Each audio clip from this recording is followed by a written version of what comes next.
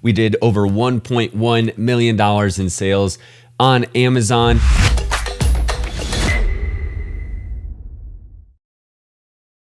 Hey, we finally did it. We hit our first monthly goal of the year in April of 2022. We did over $1.1 million in sales on Amazon, and I'm gonna break down how we did it, what our ACoS is, what our tacos was, what went better from the first 3 months of the year in this video as part of our $10 million challenge. If you don't know who I am, my name is Nate Slammons, and we're doing a challenge to try to get to 8 figures on Amazon in 2022. So far, we've done January, February, March, and we have not hit our goal in a single month. It's been a little depressing, but we've stuck with it, and we are overcoming some of those challenges to start the year. And finally, in April, we did it. So if you look at the screen here, you can see that we got to exactly $1,169,669 in sales in April.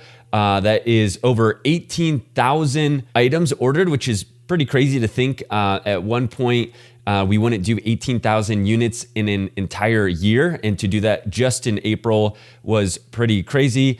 In that time period, we spent $186,236 in PPC spend, which is a lot and makes up a big part of the organic to PPC ratio, more than I would like personally. But the way that Amazon is going, PPC is just taking up so much of the real estate on Amazon now, between the SBA headline and the top of search in the middle, everything, it makes it very hard to be aggressive and not to have a big portion of sales be PPC, but it still is higher than we would like. You can see that our ACoS was at 22.99%.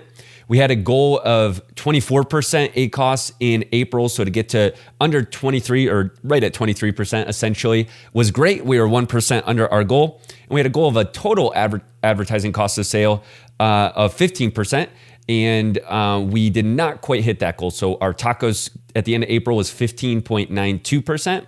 So 0.92% higher than our goal. However, in March, we were at just shy of 18%. So to bring that all the way down from 18% to under 16%, 2% less was a big win and definitely contributed to a healthier margin in April. If you already watched the first 3 videos of our $10 million challenge, you'll remember that not only were our sales not meeting our goal expectations, but our PPC in March especially got a little wild, getting up to that 18% tacos, which was not sustainable.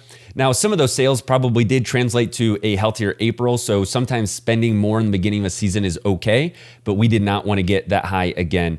So in April, PPC was looking better. We backed up a little bit, and I wanted to go over just 4 main things. If you have 4 takeaways when it comes to PPC from what we learned.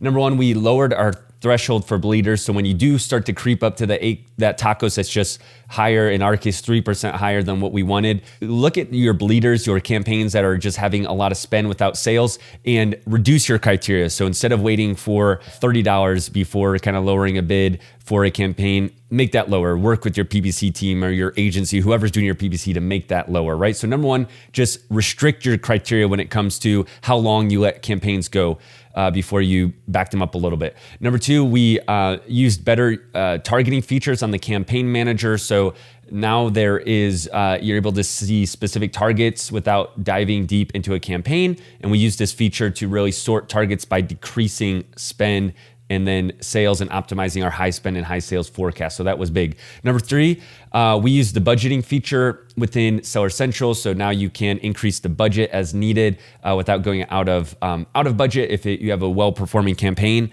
we let those budgets increase automatically up to a certain level. And then number 4, we've talked about this before, but just track your profits at a very aggressive weekly update. We now are updating our profits every single week against our tacos and seeing if something, we have an individual SKU level goal, and then monitor our tacos by SKU.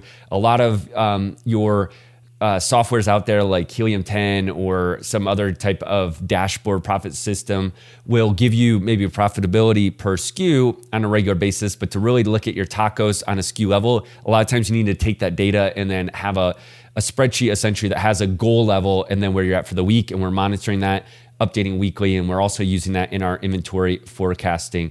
So if I could give just a practical ad tip, it would be to niche down on your ads. So since 2018, we've actually been using niche SBA ads where we will take our most popular, let's say 3 to 5 keywords for a product, and we will create SBA ads that relate specifically to that keyword. So instead of just having a generic keyword like headphones, we would very specifically relate it to the search, such as Bluetooth wireless headphones, and we're gonna get that right in the SBA headline and relate the main image to it. So we've been doing that for years, but we got a little bit away from it just because we now have over 100 different SKUs, lots of different portfolios that we're managing. But we had the team go in, get more aggressive on niching down our SBA ads. And you can actually see the screenshot right here, original campaigns versus our niche campaigns. And there was a lot of factors that went into this. So these numbers look like a huge difference. There was probably other things that went into making these campaigns improve, but you can see 370.35% versus 33% with the niche campaign. So again, bids are probably different, a lot going into it, but overall it seems like the niche campaigns are making a difference. So I recommend that you really look at, if nothing else, start with your top 1 to 5 products and then look at the top keywords and create SBA ads that are directly related to those keywords and see if you can get a better ACoS for those campaigns. You know, really as we head into May now, May's already looking really good for us, spoiler alert. But seasonally, we knew that we were going to keep increasing. So we were tempted to back off on our goal when we didn't hit our January, February, or March goals. As we head into April, we were asking ourselves, should we decrease our sales goal? We set a goal of 1.1 million. However, we kind of trusted our process. We trusted the seasonality, trusted some of the new products we were launching, and we were able to get past that 1.1 million mark. And in May, we're staying aggressive with our goals as well. So to wrap this up, as we look at the rest of the year and the $10 million challenge, we are a little bit behind on where we should be from 4 months in. However, this last month, we did over 1.1 million in sales. In the first 3 months, we did 1.9 million in aggregate. So as you can see, because we are getting into a stronger season for us, even though we didn't start the month strong, we still are on track, I believe, to hit $10 million on Amazon. It's going to be tough. It might be close, but I think we can still get there. So stick with us as we update you every single month on how that's going and what we're learning. So one of the things I'm the most excited about with our $10 million challenge is our brand new $1 million product line challenge, where we tried to introduce a new product line that could get to $1 million in order to help us reach this overall goal, right? And it's been going a little bit slow from a sales standpoint, but really good overall from a new product line. And you never know when you introduce a new product line if it's going to be successful at all. But so far we can see here that we've actually sold $38,700 worth of this product, 497 units ordered, 5,500 in ad spend for an ACoS of 22% and a TACoS of 14%. That's way better than March, down 8% on ACoS and down over 10% on TACoS. And this is a product that has a very healthy margin. I've talked about it in previous videos. The gross margin is north of 90%. So it's a really healthy margin product. And to get this amount of sales, even though it's definitely a little bit slower than we were hoping for, overall profit-wise, it's a really good product. And then in April, we introduced our second product of this new line. And you can see the info here, just shy of 5,000 in sales, over 140 units ordered, ad spend at 1,300 for an ACoS of 29% and a TACoS of 26%.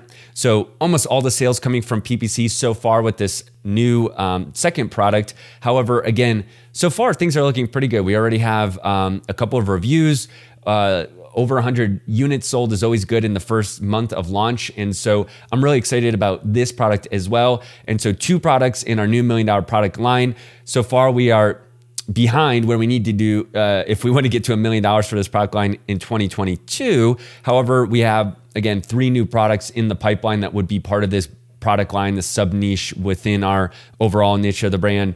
And I'm really excited about it. Things are going well. And even if we don't hit $1 million on this specific product line, the payoff into 2023 and beyond is going to be huge.